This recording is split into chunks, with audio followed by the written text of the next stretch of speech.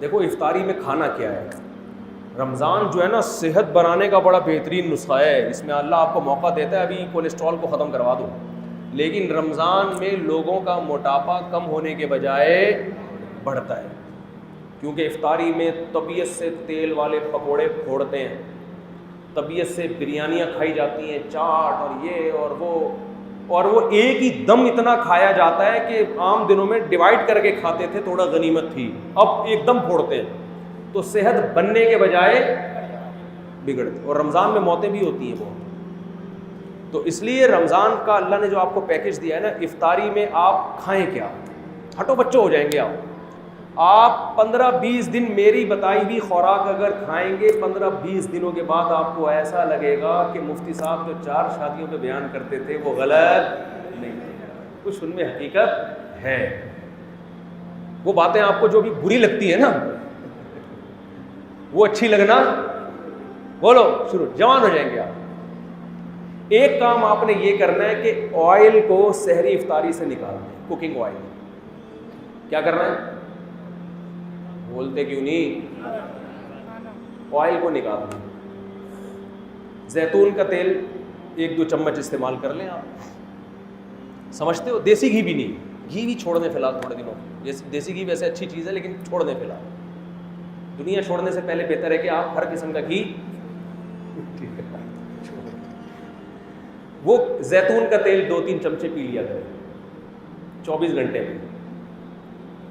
دوسرا کام آپ نے یہ کرنا ہے کہ روٹی چاول کو کم کریں, گندم کو بھی, اور بولو نہ سحری میں گندم بہت زیادہ پھوڑنی ہے اور نہ افطاری میں, نہ رات کو کسی, گندم بھی اور چاول بھی. سمجھتے ہو کہ نہیں سمجھتے ہو؟ زیادہ جو آپ نے فوکس کرنا ہے نا وہ کھجور کو. کھجور بہت پاورفل چیز ہے, پیٹ نہیں بھرتا اس سے, مگر جو کام روٹی کرتی ہے نا اور جو انرجی چاہیے وہ کھجور سے ہمیں زیادہ ملتی ہے.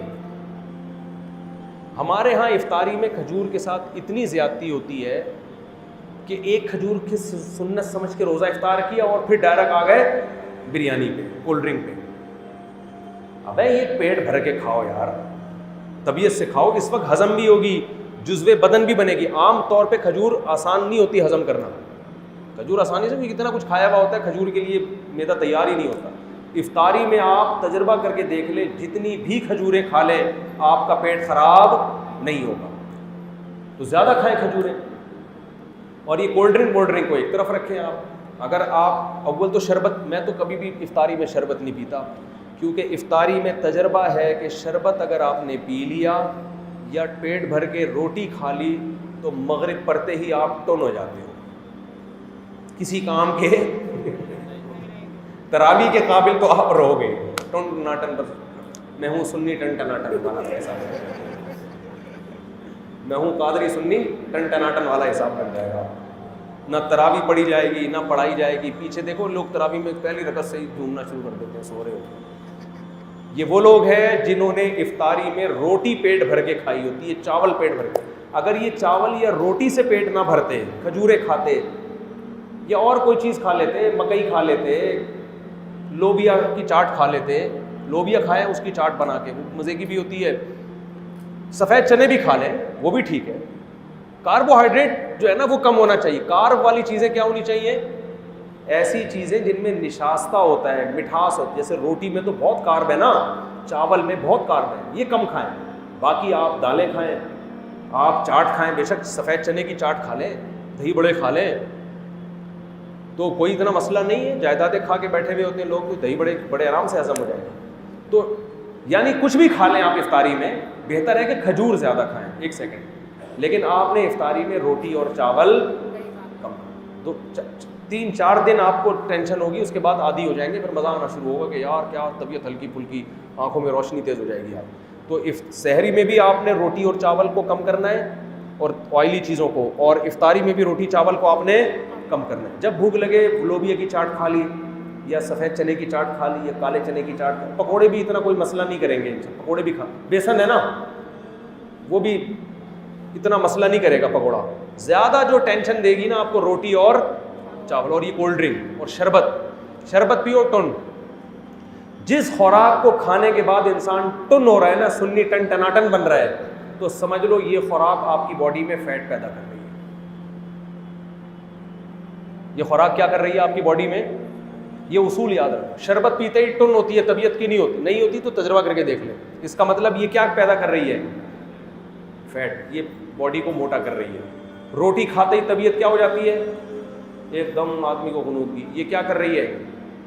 فی نفسی ضروری ہے روٹی, لیکن آپ کو میں رمضان کا پیکج دے رہا ہوں, ٹھیک ہے نا. اور چاول کو بھی آدھی روٹی کھا لیں بس بہت ہے, باقی دوسری چیز پھل فروٹ کو فوکس. گوشت کھائیں طبیعت سے, اللہ نے اگر پیسہ دیا گوشت کھائیں, مچھلی کھائیں, گوشت کھائیں, یہ چیزیں کھائیں گے فائدہ ہوگا, نقصان نہیں ہوگا. لیکن روٹی چاول اگر آپ نے اسی اسپیڈ سے پھوڑنا شروع کیے جس اسپیڈ سے آپ کھا رہے ہیں, تو رمضان آپ کو کولیسٹرول کا تحفہ دے کر جائے گا, فیٹ چڑھا کے جائے گا, آنکھوں کی بینائی خراب ہو جائے گی آپ کی, شوگر کی بیماری پیدا ہوگی, ہارٹ اٹیک کے خطرے. بہت سے لوگ افطاری کرتے ہی لیٹے تو اٹھے, پولیس بھی آ کے اٹھایا, پولیس سے بھی ایسے کئی کیسز میرے سامنے آئے ہیں کہ سحری کھا کے سوئے تھے اور پولیس بھی ان کو نہیں اٹھا, کیونکہ سحری میں جس قسم کی چیزیں کھائی ہیں ان کے بعد اگر بندہ اٹھ جائے تو یہ حیرانگی کی بات ہے کہ آپ اٹھے کیسے.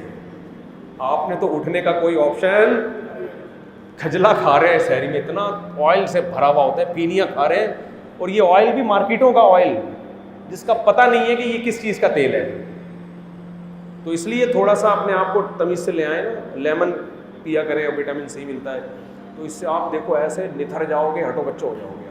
آپ عید کی چاند آپ کو سب سے پہلے نظر آئے گا, آپ کی آنکھیں اتنی تیز ہو جائیں گی, سب سے پہلے آپ کو چاند نظر آئے گا, آپ بولو گے واہ بھائی واہ سبحان اللہ. تو بہت فائدہ ہوگا, لیکن ایک ہفتے کی پریکٹس کرنی پڑے گی اس کے لیے, اور اس سے کوئی کمزوری نہیں ہوگی. یہ روٹی ختم نہیں کرنی ہے, یاد رکھو, کم کرنی ہے. ختم کرنے سے نقصان ہوگا.